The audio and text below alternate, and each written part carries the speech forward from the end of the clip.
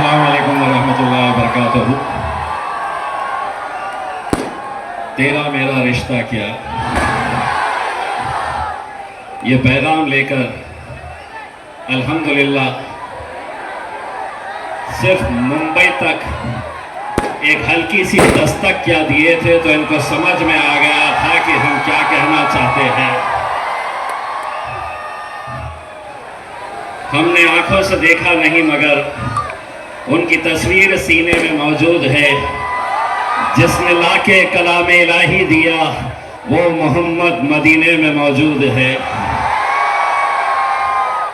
मैं आज सबसे पहले मालेगांव की आवाम का तहे दिल से शुक्रिया अदा करता हूं। मेरे कायद बैरिस्टर असदुद्दीन अवैसी साहब, अकबरुद्दीन अवैसी साहब, हमारे मलिक ब्रादरान, मजलिस के चाहने वाले तमाम नौजवानों, बुजुर्गों, साथियों, ये बहुत खुशी की बात है कि मुफ्ती इस्माइल साहब मजलिस का परचम महाराष्ट्र की विधानसभा के अंदर लहराएंगे। हमारे लिए ये बड़े फख्र और खुशी की बात है।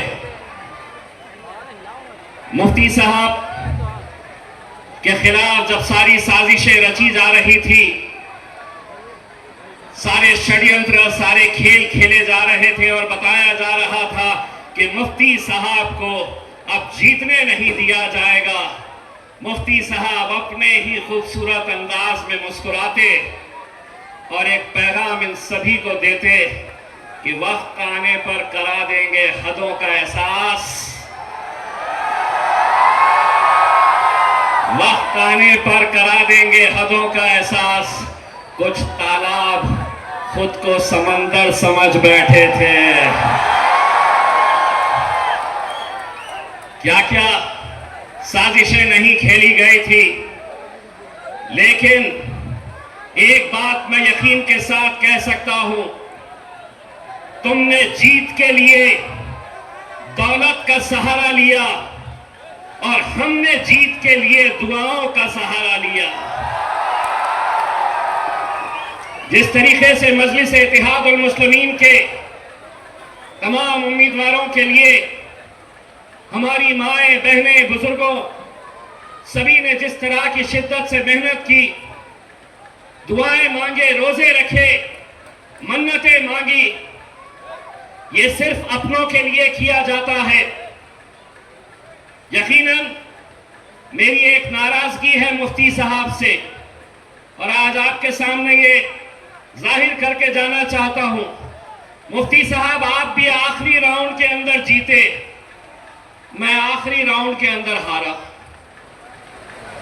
आखिरी राउंड में मुफ्ती साहब कौन सी दुआ पढ़े थे मुझे भी बता देते तो शायद मैं भी निकल जाता।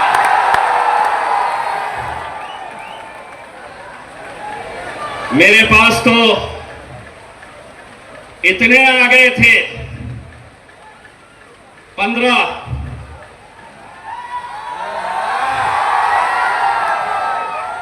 छोड़े गए थे मेरे पीछे, लेकिन अल्हम्दुलिल्लाह नाक में दम कर दिया था। भारतीय जनता पार्टी के उम्मीदवार को नींद हराम कर दी थी। एक बात वो ये समझ रहे कि एमएलए का इलेक्शन नहीं जीते, एमपी का इलेक्शन हार गए। उन सभी लोगों को एक पैगाम देना चाहते हैं, उसी अपने ही अंदाज में दोबारा लौट आएंगे। किताबों पर धूल चढ़ने से कहानियां खत्म नहीं होती है मेरे भाई।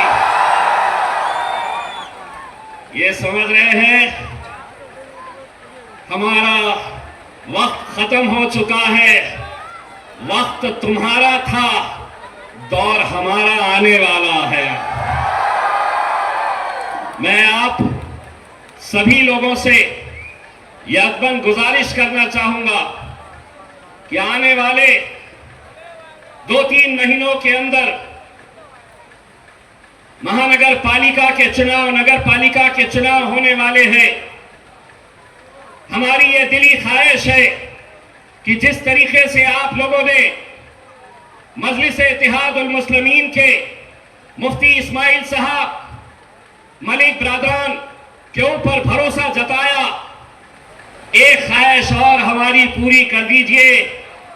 नगर पालिका, महानगर पालिका के चुनाव में मजलिस का हरा झंडा वहां पर भी लहरा दीजिए एक मर्तबा। और अगर आप चाहे तो यकीनन कर सकते हैं। मैं जाते जाते हुकूमत को एक बात कहना चाहता हूं, सब बर्दाश्त कर सकते हैं। सरकार में क्या आ गए, हुकूमत क्या बन गई, लगे हैं जहां वहां खुदाई करने के लिए। मैं आपको बताता हूं कहां पर क्या छुपा है। महाराष्ट्र के मंत्रालय को खोद के निकालो, देखो क्या मिलता है उसके अंदर। और एक बात, हमारे नबी करीम सल्लल्लाहु अलैहि वसल्लम के खिलाफ जब गुस्ताखी हुई तो एक आवाज के अंदर महाराष्ट्र की आवाम महज एक नारे के ऊपर इकट्ठा हो गई और वो नारा यही था कि तेरा मेरा रिश्ता क्या, ला इलाहा इल्लल्लाह, तेरा मेरा रिश्ता क्या। बंबई तक गए थे, ऐसा वक्त मत लेकर आओ कि ख्वाजा गरीब नवाज के लिए अजमेर तक जाने की नौबत हमारे ऊपर मत लेकर आओ। एक बार गए थे, दूसरी बार भी जा सकते हैं और ताकत के साथ जा सकते हैं।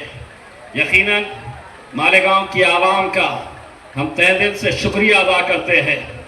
आपकी मोहब्बतों का हम लफ्ज़ों में शुक्रिया अदा नहीं कर सकते हैं। हम एहसानमंद हैं आपकी मोहब्बतों का, क्योंकि हमें मालूम है कि मुफ्ती इस्माइल साहब को हराने के लिए कैसे कैसे हथकंडे अपनाए गए थे।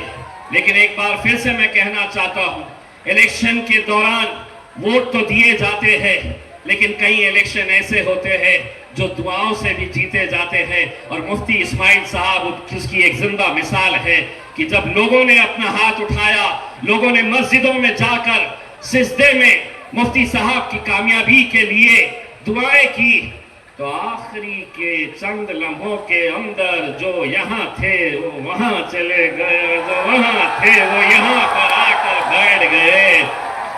मुफ्ती साहब सिर्फ इतना कहना चाहूंगा, आंकड़े मायने नहीं रखते हैं कि विधानसभा में कितने गए हैं।